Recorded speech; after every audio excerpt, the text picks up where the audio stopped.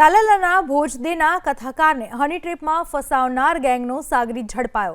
કથાકાર રાકેશભાઈ પંડ્યાને હની ટ્રેપમાં ફસાવનાર મુખ્ય આરોપી ઝડપાયો। સલીમ લાંઘાએ ગીતા રબારીની ઓળખ આપી કેળવી હતી મિત્રતા। કથાકારને સાંગોદરા ગીર ગામની સીમમાં મળવા બોલાવી કર્યો હુમલો। લોખંડના પાઇપથી હુમલો કરી કથાકાર પાસેથી પડાવી લીધા 7,000। આખી ઘટના દબાવી દેવા આરોપીઓએ 10 લાખ રૂપિયાની કરી હતી માંગ।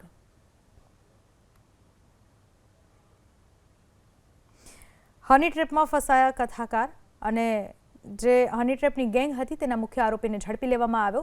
કથાકારને ગીતા રબારીની ઓળખ આપીને બાદમાં તેને મળવા માટે બોલાવવામાં આવ્યા હતા। સીમમાં મળવા બોલાવીને તેના પર હુમલો કરવામાં આવ્યો હતો। સલીમ લાંઘાએ ગીતા રબારીની ઓળખ આપી કેળવી હતી મિત્રતા। કથાકારને સાંગોદરા ગીર ગામની સીમમાં મળવા બોલાવી કર્યો હુમલો। લોખંડના પાઇપથી હુમલો કરી કથાકાર પાસેથી પડાવી લીધા 7,000। આખી ઘટના દબાવી દેવા આરોપીઓએ 10 લાખ રૂપિયાની કરી હતી માંગ।